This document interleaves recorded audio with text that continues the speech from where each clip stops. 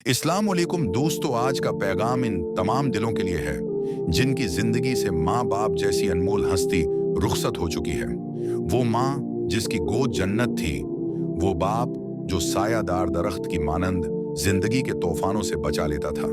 माँ बाप का दुनिया से जाना ऐसा गम है जिसका कोई बदल नहीं, जो ये कहता है कि वक्त जख्म भर देता है।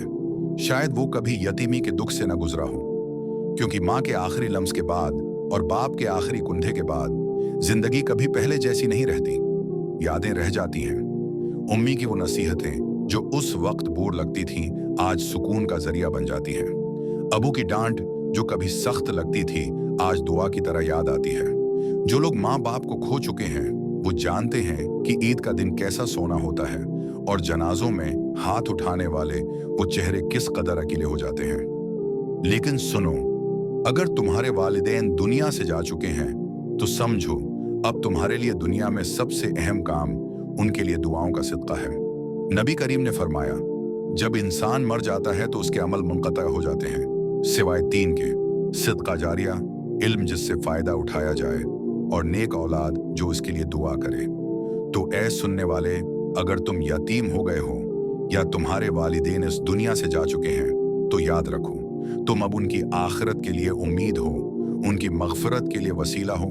जब तुम कुरान की तलावत करके उनके नाम ईसाल सवाब करते हो, जब तुम उनके लिए दुआए मग़फ़िरत करते हो, जब तुम किसी गरीब को खाना खिलाते हो सिर्फ इस नीयत से कि या अल्लाह ये सवाब मेरी माँ के लिए, तो वो कब्रों में सुकून पाते हैं, खुश होते हैं।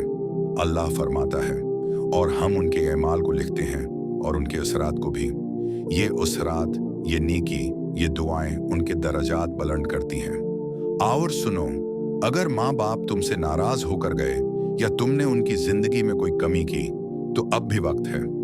उनके लिए रो रो कर माफी मांगो, सिदका करो, नमाजें पढ़ो और अल्लाह से कहो, या रब, मेरे वालिदीन से जो कोताही हुई, मेरे हाथों जो दुख पहुंचा, तू माफ फरमा दे और उन पर अपनी रहमत नाजिल फरमा। याद रखो, उनके जाने के बाद जो सबसे बेहतरीन रिश्ता बाकी रहता है वो दुआ का है।